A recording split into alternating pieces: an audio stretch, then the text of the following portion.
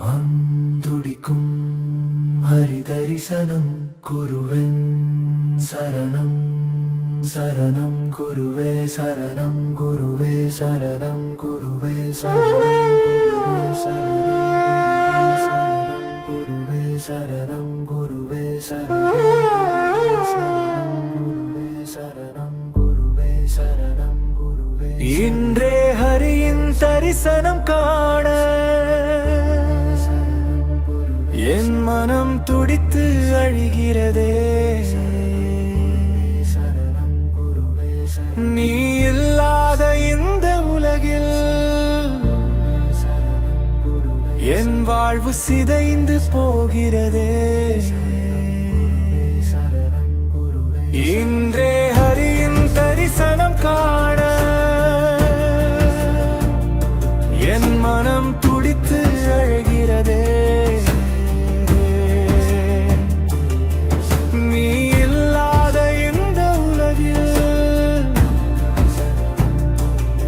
வாழ்வு சிதைந்து போகிறதே. கண்கள் தேடுகிறது உன் ரூபத்தை, இதயம் அழைக்கிறது உன் நாமத்தை. ஒரு கணம் கூட நீ இல்லாமல் இந்த உயிர் தாங்க முடியாதே. இன்றே ஹரியின் தரிசனம் காண என் மனம் துடித்து அழுகிறதே.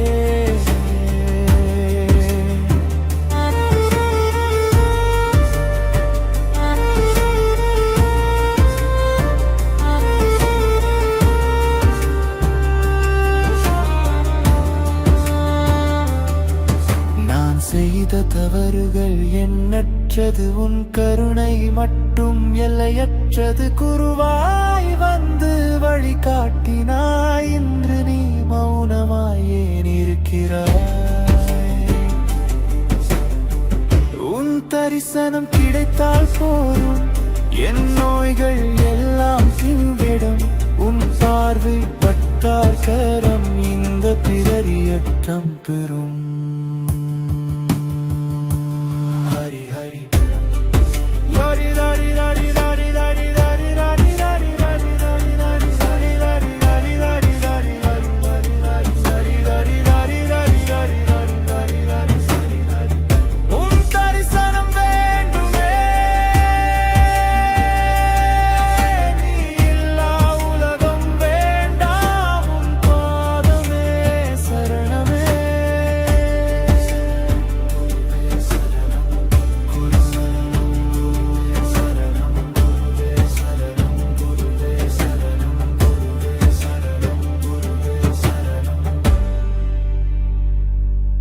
சாந்தி. அக்பருடைய தர்பாரில் 9 ரத்னங்கள் இருந்தாங்க, 9 நவரத்னங்கள். அதில் ஒருத்தர் தான்சேன். அது இசைக்கலையில் முதன்மையானவர். இதில் பீர்பல் அப்படின்னு நிறைய பேர் இருக்காங்க, அபு பசல் அப்படின்னு 9 பேர். அதில் ஒருத்தர் இந்த இசை துறையை சார்ந்த அந்த நவரத்னத்தில் ஒருத்தர். அவர் பேர் தான்சேன். உலகத்திலேயே இல்லை அந்த காலகட்டத்தில் மிக மகா கவிஞராக இருந்தார், இசைக்கலைஞராக, பாடக்கூடியவர், கவிதை எழுதக்கூடியவராக இருந்தார், சங்கீதக்காரராக இருந்தார்.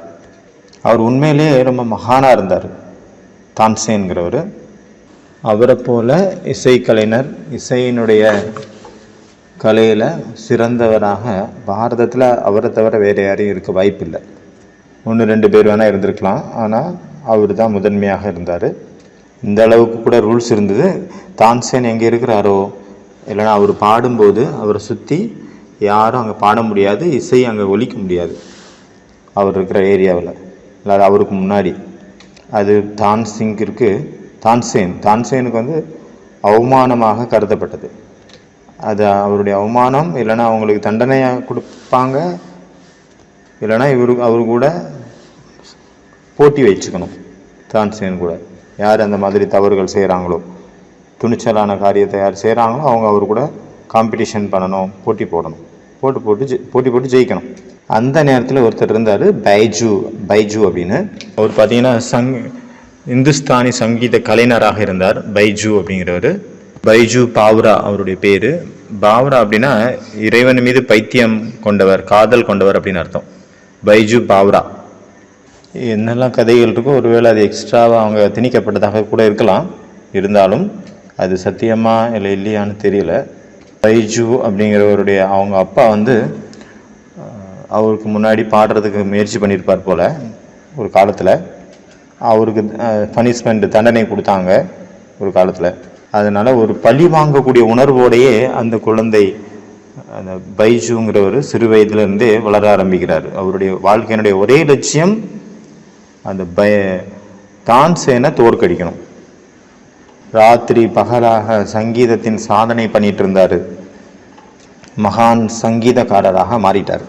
ஆனால் அவருடைய லட்சியம் என்னவாக இருந்தது? ஒன்று தான், தான்சேனை தோற்கடிக்கணும்.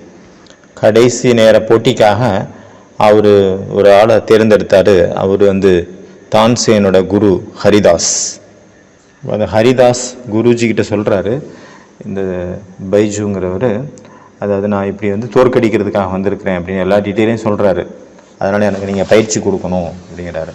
அப்போ அவர் சொல்கிறாரு, குரு ஹரிதாஸ்ஜி, அதாவது தான்சேன் போல் இது வரைக்கும் யாருமே இல்லை, அவனை போல் யாரும் இருக்கவும் முடியாது. ஆனால் உனக்குள்ளே அந்த ஒரு குணம் இருக்குது, எனக்கு தெரியுது. உன்னால் அவனுக்கு ஈக்குவலாக ஆக முடியும். உனக்குள்ள திறமை இருக்கு. ஆனால் பைஜு சொல்கிறாரு, நான் தான்சேனை தோக்கடிக்கணும். அப்போ ஹரிதாஸ் ஜி சொல்கிறாரு, எது வரைக்கும் யாரையாவது தோக்கடிக்கணும் அப்படின்னு பழி உணர்வோட நீ இருக்கிறியோ அது வரைக்கும் உன்னால் சங்கீதம் கற்றுக்கொள்ள முடியாது. எது வரைக்கும் போட்டி மனப்பான்மை இருக்குது, காம்படிஷன் உணர்வு இருக்குது, தோக்கடிக்கணுங்கிற உணர்வு இருக்கோ அது வரைக்கும் சங்கீதத்தினுடைய அந்த புனிதமான சங்கீதம் இதயத்திற்குள்ள வெளிப்படாது, இதயத்திற்குள்ள அது பிறப்பெடுக்காது, உதயமாகாது.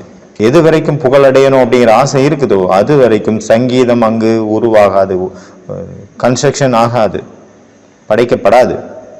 அவர் புரிஞ்சுக்கிட்டு புரிய வைக்க ட்ரை பண்ணார் பைஜு, சங்கீதத்தை கற்றுக்கணும் அப்படின்ட்டு. ஆனால் அவர் சின்ன வயசுலேருந்தே அந்த பழி வாங்குற உணர்வில் ஊறி போனதுனால அவருடைய வாழ்க்கையினுடைய ஒரே லட்சியம் தான்சேனை தோற்கடிக்கணும்.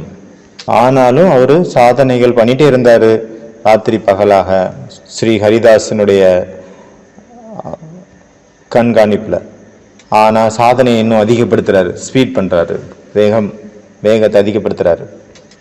அவர் குருவினுடைய சாநித்தியத்தில், குருவினுடைய அரவணைப்பில் அவர் கொஞ்சம் கொஞ்சமாக அந்த சங்கீதத்தில் லைக் ஆரம்பிக்கிறார். ஒரு நாள் குருக்கு உடம்பு சரியில்லாமல் படுத்துட்ருக்கிறாரு, முடியாமல். ஏன்னா அவருக்கு வயசாயிடுச்சு, அவரால் நடக்க முடியாத நிலை. அவருடைய நியமம் என்னவா இருந்தது அப்படின்னா, கிருஷ்ணருடைய கோயிலில் போய் எது வரைக்கும் அந்த மூர்த்தியை தரிசனம் பண்ணி அந்த பாடல் பாடி தரிசனம் பண்ணலையோ அது வரைக்கும் எதுவுமே சாப்பிடக்கூடாது அப்படின்ட்டு அவருடைய நியமமாக இருந்தது. எல்லா டாக்டர்களும் கை விரிச்சிட்டாங்க, ஆனாலும் அவரால் நடக்க முடியாத நிலை தான் இருந்தார். அப்போ அவருக்கு தெரிய வருது பைஜுக்கு. அப்போ ஓடி வராரு, ஓடி குருவை பார்க்குறாரு. குருவை பார்த்தோன்னு ஒரு பாட்டு பாடுறாரு. நீங்கள் எல்லாரும் அந்த பாட்டை கேள்விப்பட்டிருப்பீங்க மேக்சிமம் நார்த்தில் உள்ளவங்க. மனு தடப்பு ஹரி தரிசன் கோ ஆஷ், மனு தடப்பு ஹரி தரிசன் கோ ஆஷ். இன்று மனம் துடிக்கிறது ஹரியை தரிசிக்க வேண்டும் என்று அப்படின்ற அந்த தலைப்பில் பாடல். இன்றே ஹரியின் தரிசனம் காண என் மனம் துடிக்கித்து அழைக்கிறதே, நீ இல்லாத இந்த உலகில் என் வாழ்வு சிதைந்து போகிறதே. கண்கள் தேடுகிறது உன் ரூபத்தை, இதயம் அழைக்கிறது உன் நாமத்தை. ஒரு கணம் கூட நீ இல்லாமல் இந்த உயிர் தாங்க முடியாதே. இன்றே ஹரியின் தரிசனம் காண என் மனம் துடித்து அழைக்கிறது. நான் செய்த தவறுகள் எண்ணற்றது, உன் கருணை மட்டும் எல்லையற்றது. குருவாய் வழிகாட்டினாய், இன்று நீ மௌனமாய் ஏன் இருக்கிறாய்? உன் தரிசனம் கிடைத்தால் போதும் என் நோய்கள் எல்லாம் தீர்ந்துவிடும். உன் பார்வை பட்டால் போதும் இந்த பிறவி அர்த்தம் பெறும். ஹரி உன் தரிசனம் வேண்டுமே, நீ இல்லா உலகம் வேண்டாம், உன் பாதமே சரணமே. இதான் அந்த பாட்டு. இதுதான் இந்த ரொம்ப ஃபேமஸான பாட்டு. பைஜு அப்புறம் ஹரிதாஸனுடைய சம்பந்தப்பட்ட பாடல், ரொம்ப புகழ்பெற்றது நார்த்தில். குரு தன்னுடைய எந்திரிச்சு தன்னுடைய கட்டிலிருந்து எந்திரிக்கிறாரு, எந்திரிச்சு ஓடுறாரு. கிருஷ்ணருடைய பிருந்தாவன கோவிலுக்கு ஓடி போகிறாரு. அப்போ குரு சொல்கிறாரு பைஜு கிட்ட, நீ அந்த மாதிரி லெவலுக்கு போயிட்ட, நீ தான்சேனை கூட நீ தோக்கடிக்க வல்லமை பெற்றவனாக மாறிவிட்டாய் மகனே. படுக்கையில் இருந்த எண்ணெயை நீ நடக்க வச்சுட்ட அப்படின்னா நீ அந்த பரம உச்ச நிலையை அடைந்து விட்டாய். அப்போ பைஜு சொல்கிறாரு, நான் தான்சேனா? யார் அது? நான் மறந்தே போயிட்டேன் தான்சேனை. யார் அந்த தான்சேன்? எப்படி இருப்பாரு? சங்கீதமே அவருடைய தியானமாக மாறி போய்விட்டது.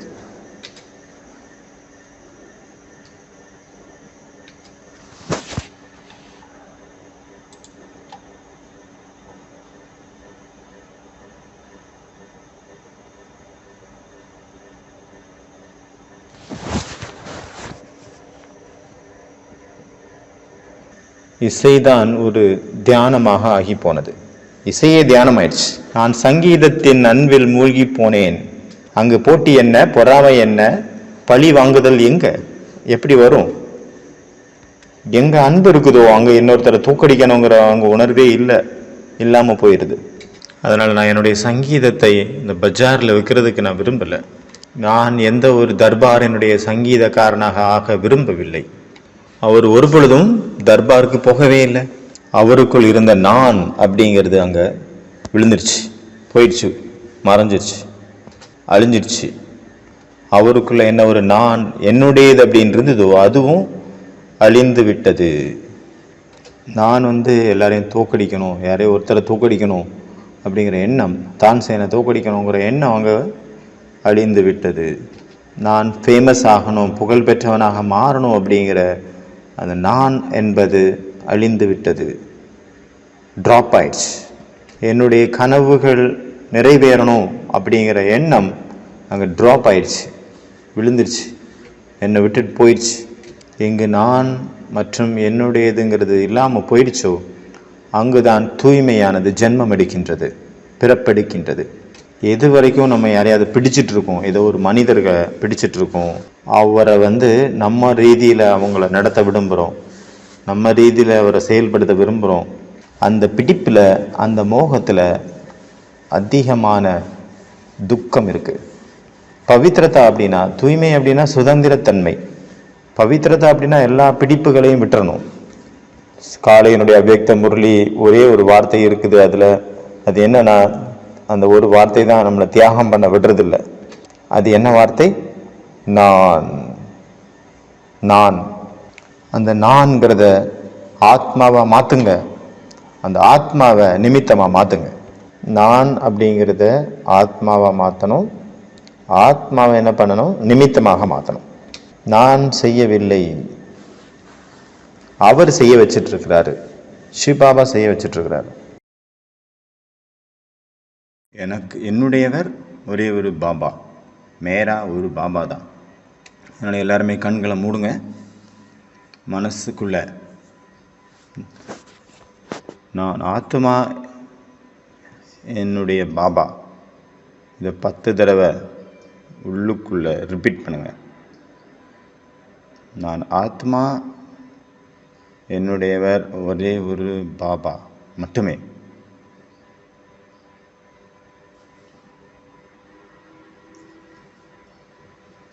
அந்த பாவனை, இந்த ஃபீலிங்ஸ் அந்த வார்த்தைகளுக்குள்ள நிறைங்க.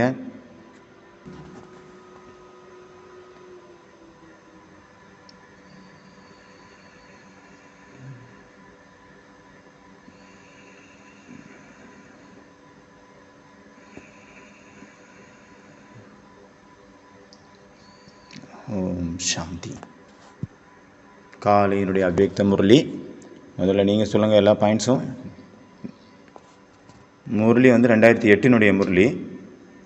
2018 பாபா மேல ரிவைஸ் வீடியோவில் போட்டாங்க. 3வது முறையாக இன்று பாபா சொல்லியிருக்காரு. 3 தடவை ரிப்பீட் ஆகிடுச்சு இந்த முரளி. சிவராத்திரியினுடைய முரளி.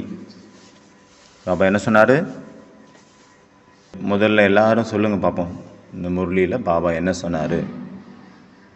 நினச்சி பாருங்கள் என்னென்ன பாயிண்ட்ஸ் எல்லாம் பாபா சொன்னார் அப்படின்னு. சைலன்ஸினுடைய சக்தியை சேமிக்கணும். என்ன பண்ணணும்? சைலன்ஸை சேமிக்க வேண்டும். சைலன்ஸினுடைய அந்த தருணங்களை எவ்வளோ நான் இன்றைக்கி சேமித்தேன். ஒருவேளை சைலன்ஸை ஒரு பணம்னு எடுத்துக்கிட்டா இன்றைக்கி நான் எவ்வளோ பணம் சேர்த்தேன். சைலன்ஸ் அப்படிங்கிற பணத்தை இன்றைக்கி எவ்வளோ சேர்த்திங்க. சைலன்ஸுடைய நோட்டு எவ்வளோ நீங்கள் சேர்த்திங்க. ஒவ்வொருத்தரும் அவங்கவுங்க தெரிஞ்சுக்க வேண்டியது இது. அவங்கவுங்களுக்கு தான் தெரியும்.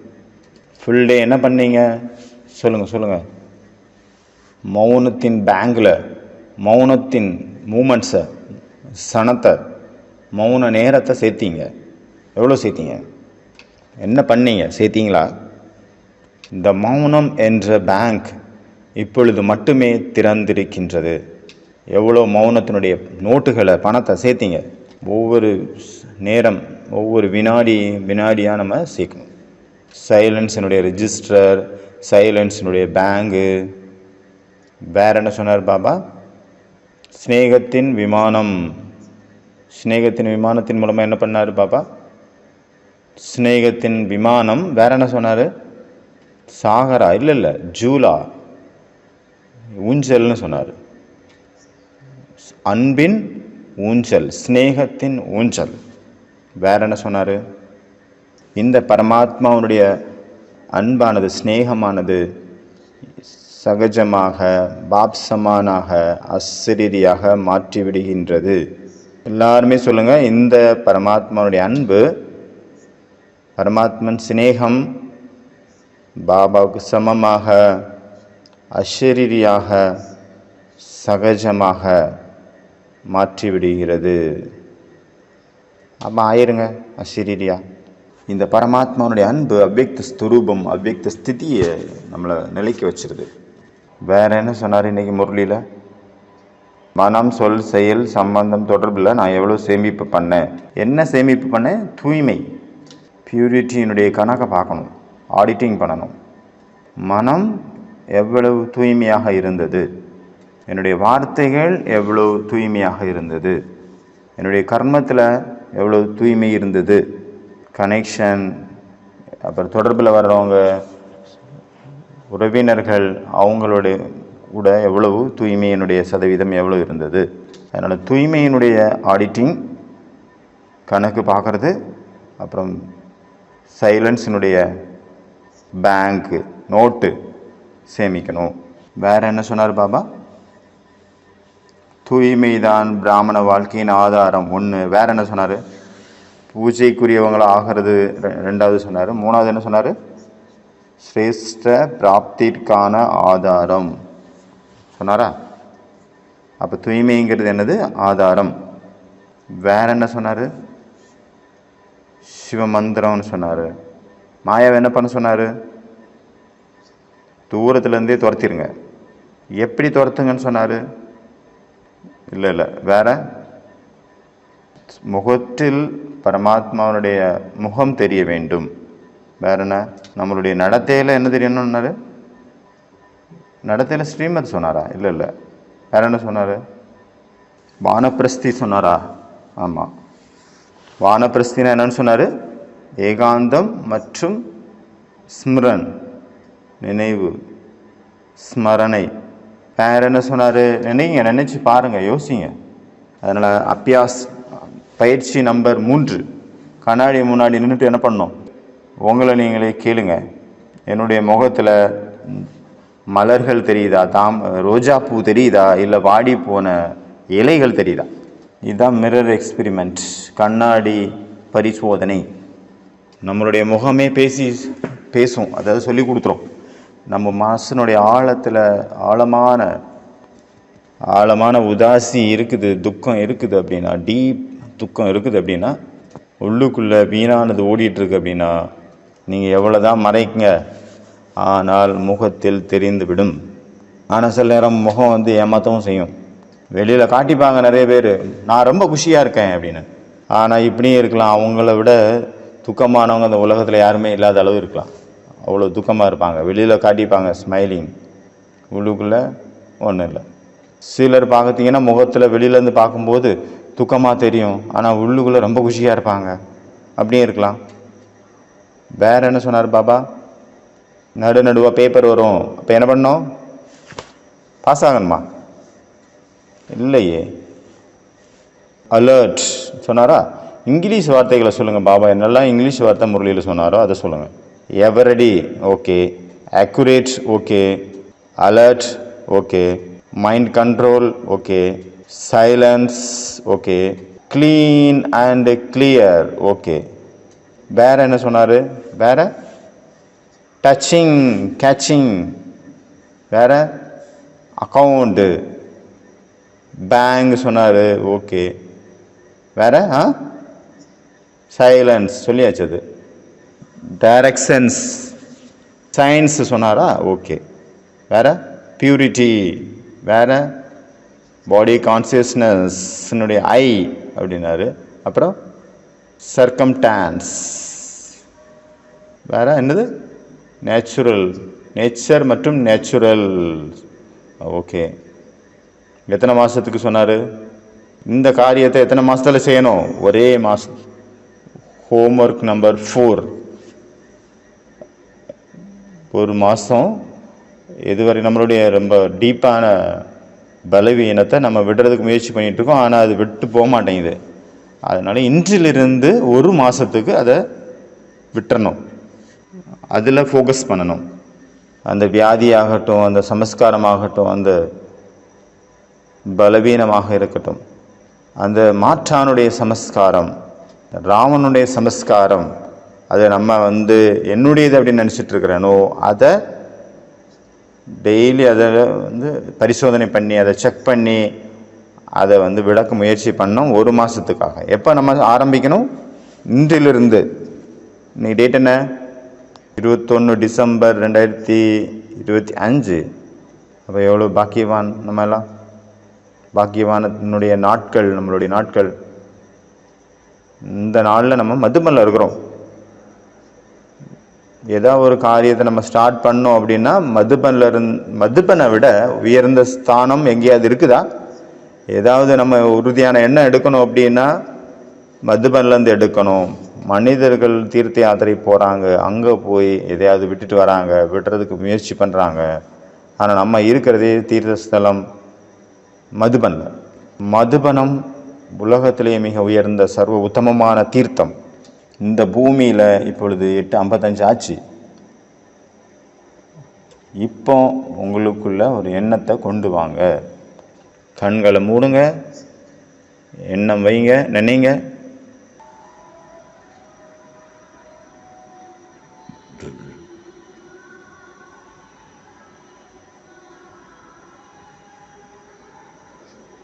ஓம் சாந்தி. வேற என்ன சொன்னார் பாபா முரளியில்? முதல்ல யோசிங்க, செக் பண்ணுங்க. வேற என்ன? உங்களுடைய அடி 100 அடி பாபாவுடையது. வேற தூய்மை என்ன? அவங்க விரதம் வைக்கிறாங்க, விரதம் இருக்கிறாங்க. ஆனால் உங்களுடைய விரதம் என்னது? பக்காவாக இருக்கணும் மற்றும் சதா இருக்கணும். எப்போவுமே பக்காவாக இருக்கணும். அது சதாவாக இருக்கணும், எப்போவுமே இருக்கணும், சதா காலத்துக்கும். கூடவே இருப்போம், கூடவே போவோம். ஆனால் யார் கூட போக முடியும்? யார் சமமாக இருக்காங்களோ அவங்க தான் கூட போக முடியும். விளையாடுங்க, ஆடுங்க, பாடுங்க, என்ன வேணாலும் பண்ணுங்க. பாபா என்ன சொல்கிறாரு? சமான் ஆகணும். சமான் ஆகணுங்கிறத மறக்காதுங்க. கடைசியில் சைலன்ஸ் தான் உங்களுக்கு வேலைக்கு உதவும். முரளியை நினைக்கிறதுக்கு முயற்சி பண்ணுங்க. என்ன சொன்னார் பாபா? வரதானத்தில் என்ன சொன்னார்? ஸ்லோகனில் என்ன சொன்னார்? ஃபஸ்ட் பேராகிராஃபில் என்ன இருந்தது? நடுவில் என்ன இருந்தது? கடைசியில் என்ன இருந்தது? என்ன சப்தங்கள் யூஸ் பண்ணார்? ஹே அப்படிங்கிற பாசையை முடிச்சிருங்க. செஞ்சிருவேன், பண்ணிடுவேன் அப்படிங்கிற வார்த்தைகளை முடிச்சிருங்க. முகம் எப்படி மலர்ந்திருக்கணும்? ரோஜா மலர் போல முஸ்குராகட், மகிழ்ச்சியான முகம். ஆமாம். பொம்மை விளையாட்டு விளையாடாதுங்க, சின்ன பிள்ளைங்க மாதிரி. அப்போ என்ன விளையாட்டு விளையாடணும்? ஸ்மிருதியினுடைய விளையாட்டை விளையாடுங்க. ஸ்மரணையினுடைய விளையாட்டை விளையாடுங்க. பொம்மை விளையாட்டை நிறைய விளையாண்டிட்டீங்க. அழக்கூடிய விளையாட்டையும் நிறைய விளையாடிட்டீங்க. இப்போ சிரிக்கக்கூடிய, மகிழ்ச்சியாக இருக்கக்கூடிய, மகிழ்ச்சியாக மற்றவங்களை மகிழ்ச்சி படுத்தக்கூடிய வாழ்க்கையை வாழுங்க. அந்த விளையாட்டை விளையாடுங்க. முழு சங்கமேகமே டேஸ் என்ன டேஸ்? மோஜ், மஜா, ஆனந்தம் அப்படி சொல்லலையே. உற்சவம், கொண்டாட்டம் அப்படின்னு சொன்னார். திருவிழா. வேற என்ன பாயிண்ட்ஸ் பாபா சொன்னார் முரளியில்? டியூட்டிஸ், புது விஷயம். டியூட்டிஸ் என்ன சொன்னார்? டியூட்டிஸ்ங்கிறது டேஸ். நீங்கள் நிறுத்துங்க, அவங்கெல்லாம் சொல்லட்டும். யார் கீழே உட்காந்துருக்கீங்களோ அவங்கெல்லாம் சொல்லுங்கள். டியூட்டிஸ் அப்படிங்கிறது டேஸ்ன்னு சொன்னார்ல. என்ன ஒரு டியூட்டி இருக்கோ அது டேஸ். பாபா வந்து விசேஷ தன்மைகளுக்காக இந்த வார்த்தைகளை யூஸ் பண்ணார் எப்போவுமே. டியூட்டி அப்படிங்கிறது கூட இங்கிலீஷ் வார்த்தை. நிமித்தமாயிட்டு சொல்லுங்கள். இல்லை இந்த பக்கம் நீங்களே சொல்லுங்கள் பிரதர். பிரபுவினுடைய பிரசாதம் என்று புரிந்து கொள்ளுங்கள். பிரபுவால் கொடுக்கப்பட்டது என்னுடைய விசேஷ தன்மைகள் சொன்னாரா? பிரபுவினுடைய பிரசாதம், பரமாத்மனுடைய வார்த்தைகள் ஸ்ட்ராங்கானது, அர்த்த சகிதமானது. அது அப்படியே பிடிக்கணும். அவருடைய ஒவ்வொரு வார்த்தைகளிலும் ஊர்ஜா, ஆற்றல், சக்தி நிறைஞ்சிருக்கு. முரளி அப்படிங்கிறது ஒரு புத்தகமோ அல்ல, பேப்பர் அல்ல, வெறும் வார்த்தைகள் அல்ல. அது ஊர்ஜா நிறைஞ்சிருக்கு, சக்தி நிறைஞ்சிருக்கு, ஆற்றல் நிறைஞ்ச, எனர்ஜி நிறைஞ்சிருக்கு. முரளிங்கிறது வெறும் சப்தம் அல்ல, அது எனர்ஜி. வேறு எதுவும் பாயிண்ட் இருந்ததா? கையோடு கை சேர்த்து நடக்கக்கூடிய பழக்கம் உங்களுக்கு இருக்குது. டபுள் ஃபாரினர்ஸ் சொன்னார். உங்கள் கையை பிடிச்சிட்டு இருக்கிறது யார்?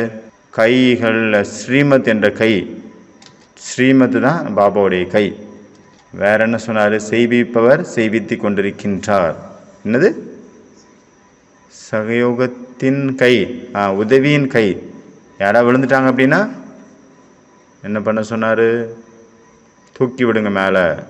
வேற பாபாவுக்கு சமமாக என்னது? வரதானத்தின் கைகள். ஓகே. இப்பொழுது பிராப்திகளின் நாளாக இருக்கின்றது. இனி வரக்கூடியது பச்சாதாபத்தின் நாளாக அமையும். அதனால் இந்த முரளியிலிருந்து சில சக்திகளை இன்றைக்கி நம்ம டிஸ்கஸ் பண்ணலாம். முதல் சக்தி வந்து ஸ்நேகத்தின் சக்தி, அதாவது அன்பினுடைய சக்தி, பவர் ஆஃப் லவ். இந்த அன்பானது உங்களை என்ன பண்ணிடுச்சு? அசரீரியாக மாற்றிடுச்சு. இந்த அன்பு என்ன பண்ணிடுச்சு? உங்களை அவ்வியக்த ஸ்திதி வரைக்கும் கொண்டு வந்துடுச்சு. அவ்வியக்த சுரூபத்தில் நிலைக்க வச்சிருச்சு நம்மளை. இந்த அன்பு என்ன பண்ணிடுச்சு? இந்த அன்பு தான் நம்மளை என்ன பண்ணிடுச்சு? இங்கே வரைக்கும் கொண்டு வந்திருக்கு, இங்கே உட்கார வச்சிருக்கு பாபா முன்னாடி. அது அன்பினுடைய சக்தி. இது தர்க்கம் கிடையாது, லாஜிக் கிடையாது, இது புத்தியினுடைய வேலை கிடையாது, பிரெயின் கிடையாது, மூளை கிடையாது. இங்கே நம்மளை கூட்டிகிட்டு வந்தது யார்? இங்கே உட்கார வச்சிருக்குது பாபாவுடைய ஹால்களை. பாபா முன்னாடி டைமண்ட் ஹாலில் இல்லை ஓம் சாந்தி பவன் ஹாலில் உட்கார வச்சிருக்கிறது யார்? இதயத்தில் உதித்த அன்பு, ஸ்நேகம். ஒவ்வொரு ஆத்மாவும் பரமாத்மாவுடைய பிரேமம் நிறைஞ்சு இருக்குது, உள்ளுக்குள்ளே இருக்குது, மறைஞ்சு இருக்குது, ஆள் மனசில் இருக்குது, அது ஒரு நறுமணமாக இருக்குது. எது வரைக்கும் ஆத்மா பரமாத்மாவுடைய சந்திப்பு ஏற்படலையோ அது வரைக்கும் ஆத்மாவானது வெறும் டம்மியாக தான் இருக்கும். முழுமை அடையாத நிலை தான் இருக்கும். முழுமை அடையாது. இந்த உலகத்தில் உள்ள எந்த ஒரு மனிதனாலையும் ஆத்மாவை நிறைக்க முடியாது. எந்த ஒரு வைபவமாகட்டும், பொருளாகட்டும், சாதனமாகட்டும், எதுவுமே, எந்த ஒரு சம்பந்தம் எதுவுமே நிறைக்க முடியாது. ஆத்மா நிரந்தரமாக காலியாக தான் இருக்கும். ஏன் அப்படின்னா அது பரமாத்மாவனுடைய கூட சேர்ந்துருக்குது. எந்த ஆத்மாவுடைய அமிர்த வேலையில் உள்ள சக்திசால நினைவு, அவருடைய சந்திப்பு ஏற்படலையோ அவங்களும் ஃபுல் டே அப்படி தான் ஃபீல் பண்ணுவாங்க, காலியாக ஃபீல் பண்ணுவாங்க. அப்புறம் யாராவது ஒருத்தர் மனித வேணும், ஏதாவது சாப்பிடக்கு வேணும், ஏதாவது நிறைக்கணும், மனசு சாந்தி ஆகணும், அப்புறம் ஏதாவது பார்க்குறதுக்கு வேணும், ஏதாவது சுற்றுறதுக்கு வேணும், யாராவது ஒருத்தவங்க பேசுகிறதுக்காக வேணும். கண்கள் தேடுகின்றது யார் எனக்காக அப்படின்ட்டு, என்னுடையவர் யார் அப்படிங்கிறத எல்லாரும் கூட. பரமாத்மாவோடது காலையில் எடுக்காதனால ஃபுல் டே யாரையாவது தேடுது, யார்கிட்டையாவது எதிர்பார்க்குது. இந்த தலை தேடுது, யாருடைய தோள்களாவது இருக்குதா, கிடைக்குமா, அதில் நான் என் தலையை வச்சுக்கலாம் அப்படின்னு தேடுது. கண்கள் கண்ணீரை துடைப்பதற்கு ஒருத்தர் வேணும் அப்படின்னு ஒருத்தரை தேடுது. தேடிட்டே இருக்கு. ஆனால் எங்கே இருக்கிற எவராலும் அந்த காலித்தன்மையை நிரப்ப முடியாது. அதனால தான் பிராமண வாழ்க்கையினுடைய ஃபவுண்டேஷனே அமிர்த வேலை யோகம். 2 மணிலேருந்து 5 மணி வரைக்கும் டெய்லி அமிர்த வேலை. யாருக்கு மிஸ் ஆகிட்டு இருக்கு அமிர்த வேலையினுடைய நேரம், இது வரைக்கும் ஃபிக்ஸ் ஆகலையோ, முரளி கேட்குறோம், படிக்கிறோம், கிளாஸ் எடுக்கிறோம், ஆனால் அமிர்த வேலையினுடைய அந்த சீட்டு இது வரைக்கும் செட் ஆகலை அப்படின்னா அவங்க காலியாக தான் ஃபீல் பண்ணுவாங்க. எவ்வளோ வேணாலும் முரளி படிக்கட்டும், எவ்வளோ தான் கிளாஸஸ் கேட்கட்டும், நோட்ஸு எழுதட்டும், கிளாஸு அவங்க செய்ய வைக்கட்டும், இல்லை அவங்க பட்டி பண்ண வைக்கட்டும். ஏன்னா ஆத்மா அமிர்த வேலையில் சக்திகளால் நிறையுது. யோகா பண்ணுறதுக்காக எந்திரிக்காதுங்க, பகவானை சந்திப்பதற்காக எந்திரிங்க. எதுக்காக எந்திரிக்கிறீங்க? பரமாத்மா இறைவனை சந்திப்பதற்காக எந்திரிங்க. அவரு கூட பேசுங்க, எந்திரிங்க, அவரு கூட ஷேர் பண்ணுங்க.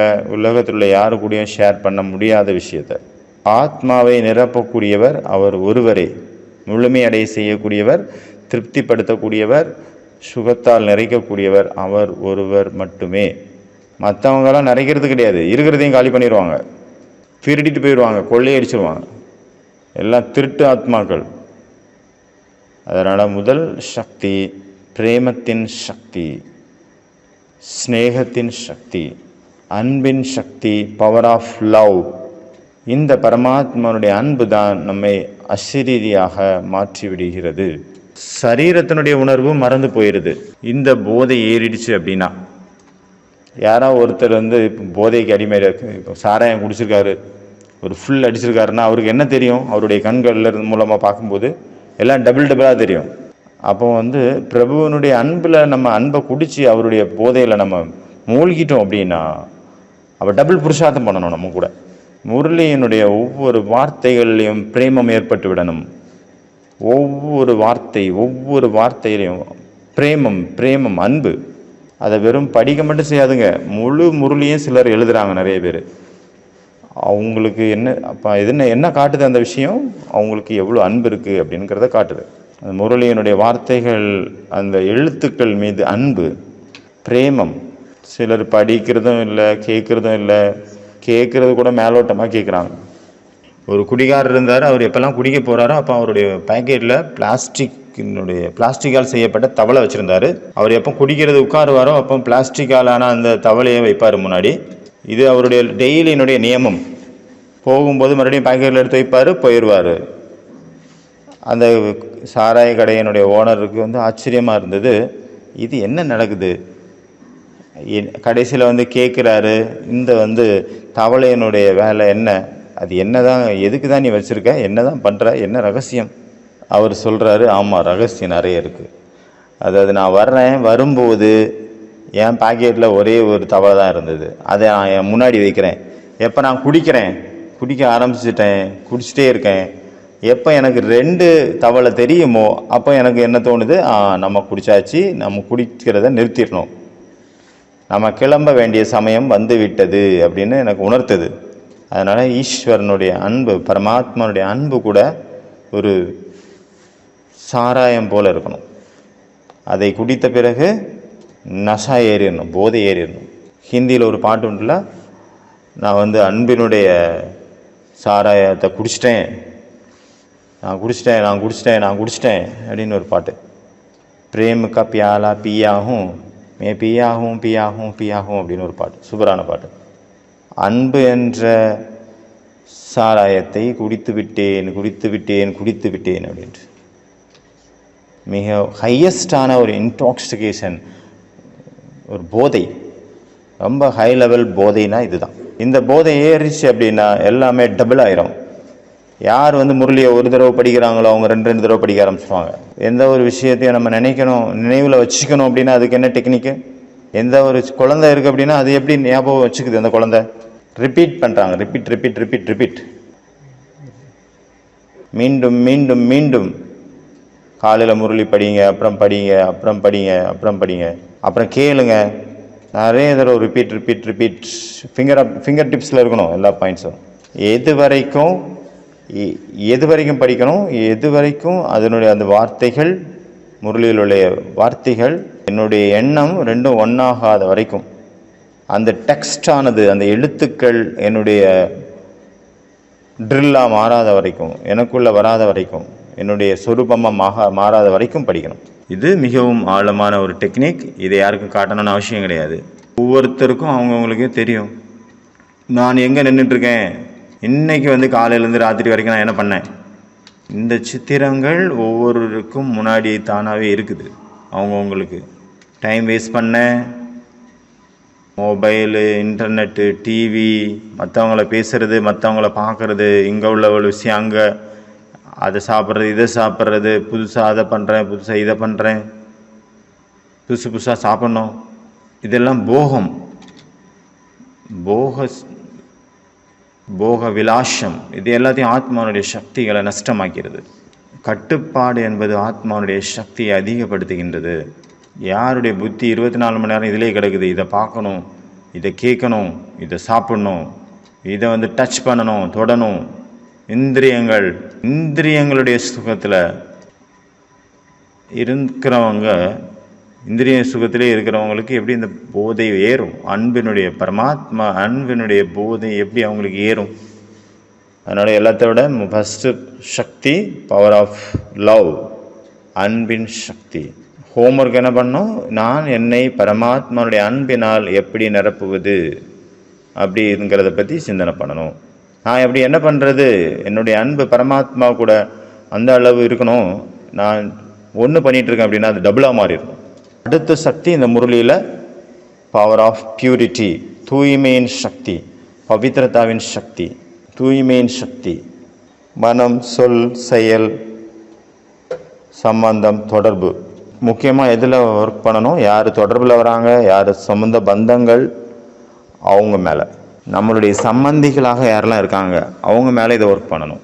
அதனால் நம்மளுடைய சம்பந்தங்கள் யார் கூடலாம் இருக்கோ அது எப்படி இருக்கணும், அந்த சம்பந்தம் பியூராக இருக்கணும், தூய்மையாக இருக்கணும்.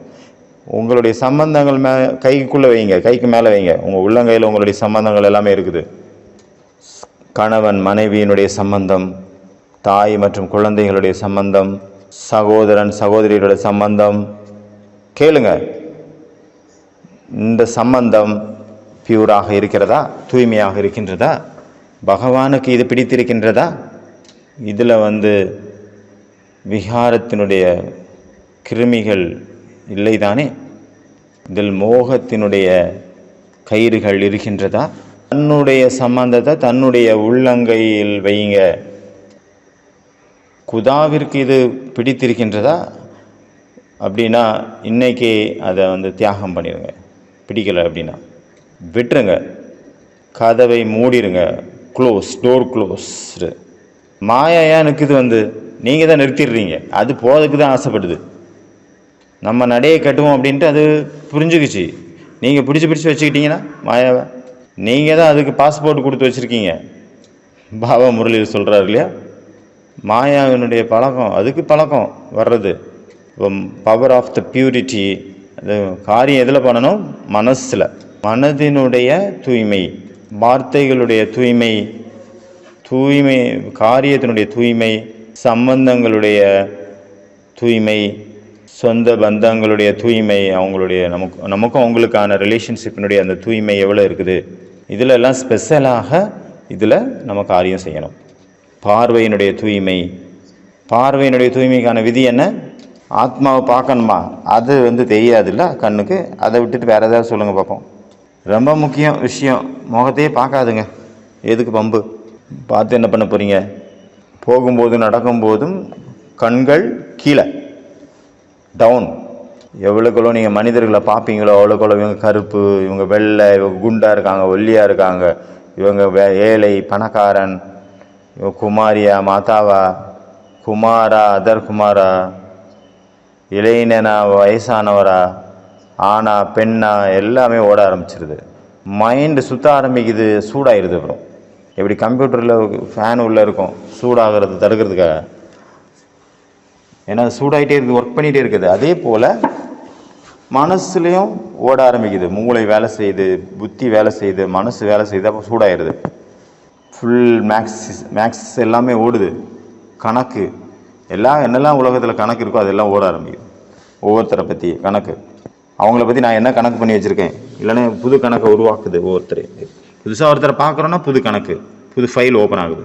அதனால் ரொம்ப பவர்ஃபுல்லான ப்ராக்டிஸ் வந்து போகிறீங்க வழியில் யாருன்னே தெரில, உங்களுடைய கண்கள் கீழேயே இருக்கட்டும். டவுன் காஸ்ட் ஐஸ், கண்கள் கீழே, ஏதாவது வந்து ஸ்பீச் பண்ணிகிட்ருக்கிறீங்க, கோர்ஸ் எடுத்துகிட்ருக்கீங்க, கிளாஸ் எடுத்துகிட்ருக்கீங்கன்னா அது வேறு விஷயம். அந்த டைமில் நீங்கள் பார்க்கணும். அந்த நேரத்தில் கீழே பார்க்கக்கூடாது.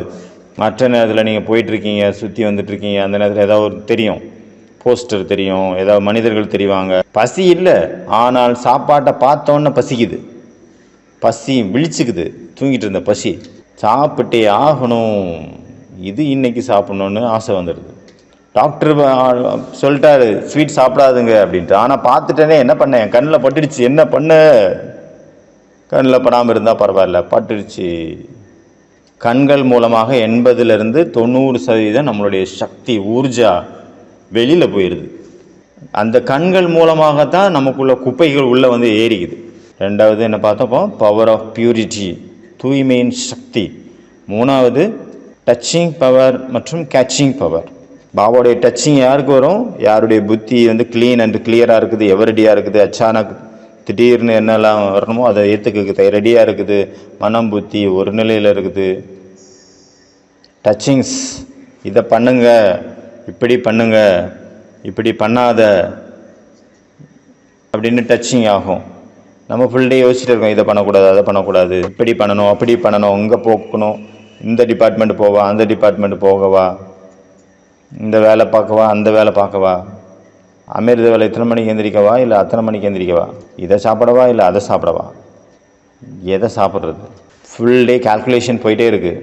எல்லா சிந்தனைகள்லேருந்தும் விடுபட்டு பிளைன் புத்தியாக மாறுங்க. இதற்கான நேரம் அமிர்த வேலை. அமிர்த வேலை பரமாத்மாவின் அரவணைப்பின் நேரம். பரமாத்மா நம்மளை ஆலிங்கனம் பண்ணிக்கிறார். அமிர்த வேலையானது முதல் நாளினுடைய முதல் பரமாத்மாவின் தொடுதலின் நேரம், ஸ்பரிசத்தின் நேரம். அமிர்த வேலையில் தான் அந்த டச்சிங் ஏற்படும். அங்கேருந்து கிரணங்கள் உங்கள் மேலே வந்து விடுங்க. அங்கேருந்து சிந்தனைகள் பாபா கொடுப்பாரு. அமிர்த வேலையில் நமக்கு என்ன ஒரு புது எண்ணங்கள் உற்பத்தி ஆகுதோ நமக்குள்ள, அது பரமாத்மாவனுடைய உபகாரம், பரமாத்மாவனுடைய கிஃப்ட், பரமாத்மாவனுடைய பரிசு. அது நம்மளுடையது கிடையாது, அவருடையது. அதை வரவிடுங்க, உங்களுக்குள்ள விடுங்கள் அவருடைய புனித கிரணங்களை. அது ஏதாவது செய்யும். ஏதாவது ஒரு எண்ணம் நமக்குள்ளே வந்துருச்சு அப்படின்னா அது கர்மத்தில் ஃபுல் டேயில் வந்துடும், கர்மமாக மாறிவிடும். அப்போ டச்சிங்காக புத்தி எப்படி இருக்கணும்? க்ளீனாக இருக்கணும், ஃப்ரீ ஃப்ரம் வேஸ்ட். முரளியில் பாபா என்ன சொல்கிறார்? சொப்பனத்தில் கூட கனவுல கூட வீணானது டச் பண்ணக்கூடாது சொன்னாரா? கனவுல கூட வீணானது வரக்கூடாது. அது வந்து எப்போ வந்து வரும்? முழு நாளும் ஞானம், முரளி, மகான் சிந்தனைகளால் நம்மளே நிரப்பிக்கிறோம் அப்படின்னா தான், நிரப்பி வைக்கும்போது தான். அதுக்காக சத் சங்கத்தில் இருக்கணும். சத் சங்கம் அப்படின்னா என்ன அர்த்தம்? விழிப்படைந்த ஆழ்மனம். அதாவது என்ன நேரம் நடந்துட்டுருக்குது அப்படிங்கிற விழிப்புணர்வில் இருக்கிறவங்க. அவங்களுக்கு வீணானதை நினைக்கிறதுக்கு டைமே இல்லை. வீணானதை நினைக்கிறதுக்கு டைமே இல்லை. இவங்க என்ன பண்ணாங்க, அவங்க என்ன பண்ணாங்க, இவர் இப்படி ஏன் பண்ணுறாரு, அவர் அப்படி ஏன் பண்ணுறாரு, what is that to you, உங்களுக்கு என்ன, அவங்க என்ன பண்ணாங்கன்னா இவங்க என்ன பண்ணால் உங்களுக்கு என்ன, யார் என்ன பண்ணுறாங்களோ அவங்களுக்கு அப்படி அதுக்கேற்ற மாதிரி அவங்களுக்கு பலன் கிடைக்கும். நம்ம வந்து அங்கே போய் எதுவும் செய்யணும்னு அவசியம் கிடையாது. இதுதான் கர்மத்தின் சித்தாந்தமாகும். அடுத்தது பார்த்திங்கன்னா கேட்சிங் பவர். ஒன்று வந்து டச் பண்ணுறாரு, அதை நம்ம கேட்ச் பண்ணோம் இல்லையா? எப்போ நம்ம கேட்ச் பண்ண முடியும்? நம்மளுடைய மனம் என்ற ஆகாயமானது மேகங்கள் இல்லாமல் இருக்கும்போது தான் அதை கேட்ச் பண்ண முடியும். சண்டைகள் இல்லாமல் இருக்கணும், மேகமூட்டங்கள் இல்லாமல் இருக்கணும். இவங்க அப்படி அவங்க அப்படின்னு மனிதர்களை பற்றி சிந்தனைகள் இருக்குதுன்னா பரமாத்மாவுடைய டச்சிங் எப்போ நம்ம கேட்ச் பண்ண முடியும்? பரமாத்மா வந்து எல்லா உலகத்தினுடைய வைப்ரேஷன்லேருந்து விடுபட்டவர். அது சுத்தம் ஊர்ஜா, மிகவும் புனிதமான சக்தி, பரமாத்மாவுடைய சக்தி. அந்த ஊர்ஜாவின் அவர் கடலாக இருக்கிறாரு, புனிதமான சக்திகளின் கடலாக இருக்கின்றார். அந்த கடல் கூட நம்ம இணையணும் அப்படின்னா நம்ம கூட அவ்வளோ சூட்சுமமாக ஆகணும். மூணாவது என்ன பார்த்தோம்? டச்சிங் பவர் மற்றும் கேட்சிங் பவர். அடுத்தது நாலாவது பார்த்தீங்கன்னா சைலன்ஸ் பவர். இதுக்காக பாபா என்னெல்லாம் சொன்னார்? சைலன்ஸினுடைய சக்தி, அதாவது சாந்தியினுடைய சக்தியை சேமிப்பு பண்ணுங்க ஒன்று. அப்புறம் சாந்தியின் சக்தியை பிரம்மாண்டத்தில் பரப்புங்க. பிரம்மா பாபாவுடைய உதாரணம் வந்தது. யாராவது உடம்பு சரியில்லைன்னா பாபா என்ன பண்ணுவார்? ஷகாஷ் கிரணங்கள் ரூபத்தில் கொடுப்பாரு. நம்மளுடைய வார்த்தைகள் நாலாபுறமும் போகாது, ஆனால் அந்த கிரணங்கள் நாலா பக்கமும் போகும். அந்த பிரகம்பன் எல்லா இடத்துலையும் போய் சேர்ந்துடும். அதில் கிரணங்களை, ஒளி அலைகளை, அதிர்வு அலைகளை பரப்புங்க.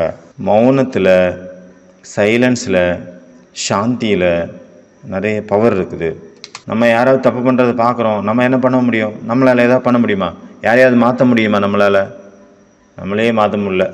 ஒவ்வொரு மனிதரும் தன்னுடைய சிந்தனைகள், எண்ணங்கள் மற்றும் சுபாவங்கள் என்ற கூண்டுக்குள் கைதிகளாக இருக்கின்றார்கள். நம்ம அவர்களை என்ன பண்ண முடியும்? நம்ம கிரணங்களை கண்டிப்பாக அனுப்பலாம். நம்ம சகாஸ் கண்டிப்பாக கொடுக்கலாம். ஒருவேளை இப்படி இருக்கலாம், நம்மளுடைய சகாஸுக்கு பின்னாடி நம்மளுடைய பாவனைகள் ரொம்ப சுத்தமாக இருக்கும் பொழுது அவருக்கு ஒரு வேளை டச் ஆகலாம். அவ்வளோதான் நம்ம பண்ண முடியும். அதனால் பவர் ஆஃப் சைலன்ஸ். சேவை முடிஞ்சிருச்சா சுப்பாயிடணும், வாய் மூடிடணும், திறக்கப்படாது. சேவையில் வாய் மூடிட்டு இருக்கக்கூடாது. தேவைக்கு பேசணும்ல, அப்போ தானே சேவை நடக்கும். முடிஞ்சிருச்சுன்னா சுப்பு, சைலன்ஸ். அதனால் சைலன்ஸினுடைய கொஞ்சம் கொஞ்சமாக ஒவ்வொரு செகண்டு, ஒவ்வொரு நிமிஷம் நம்ம சேர்க்கணும்.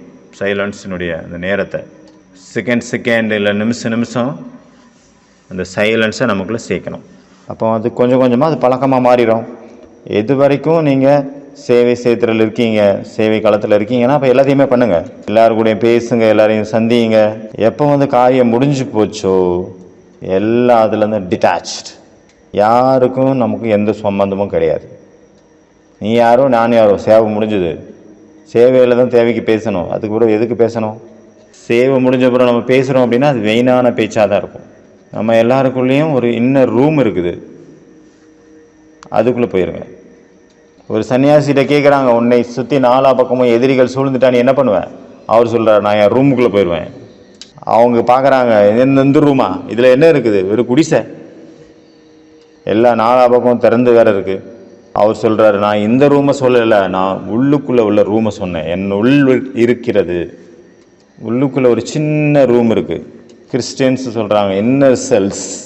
உள்ளுக்குள்ளே ஒரு சின்ன ரூம், அதில் மறைந்து ஒளிந்து விடுங்கள், அங்குதான் பாதுகாப்பு இருக்கின்றது. இருதயத்தினுடைய டப்பா, டீப் வித்தின், அதுக்குள்ளே போயிருங்க. டீப்பில் என்ன பார்க்கணும்? அந்த சித்திரங்களை பார்க்கணுமா? ஆளுகளை பார்க்கணுமா? போஸ்டர் பார்க்கணுமா? உட்காருங்க, அதுக்குள்ளே போயிருங்க. Eyes down, soul within.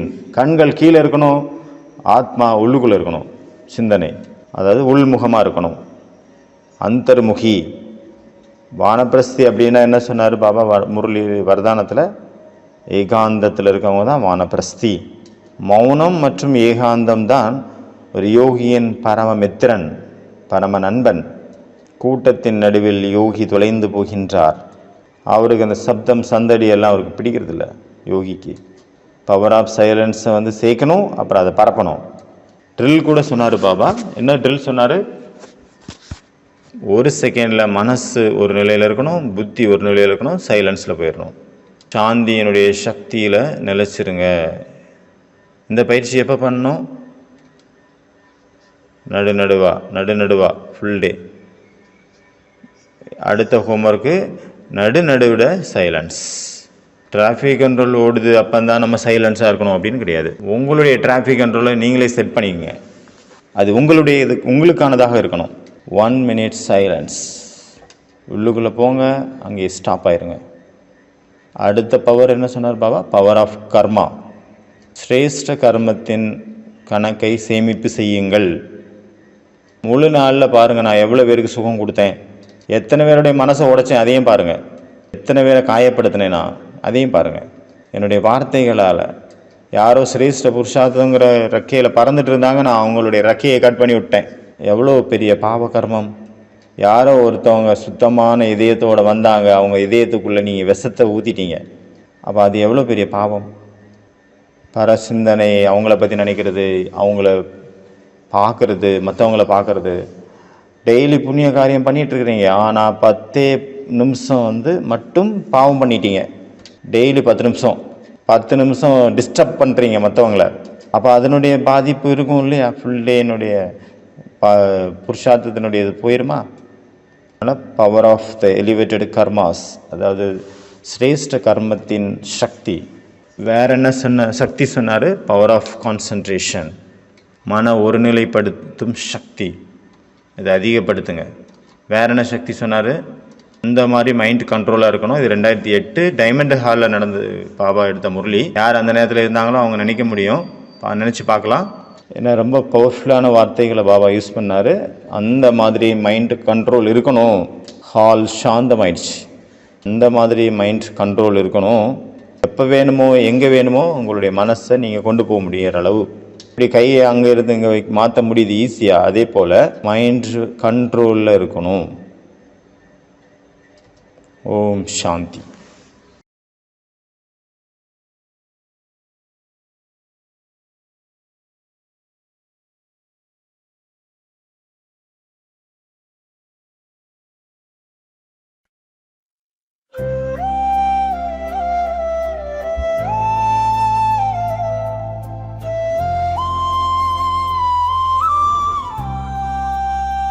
Om Shanti, Om Shanti, Om Shanti, Om Shanti, Om Shanti, Om Shanti, Om Shanti, Om Shanti, Om Shanti, Om Shanti, Om Shanti, Om Shanti,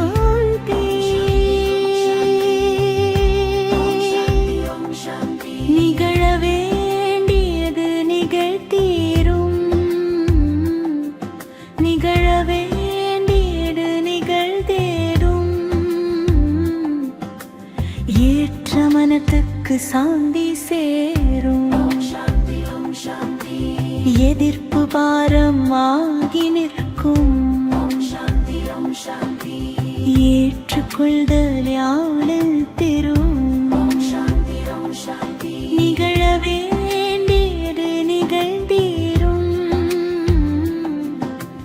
காலம் சொல்லும் உண்மை இதுவே. ஓம் சாந்தி.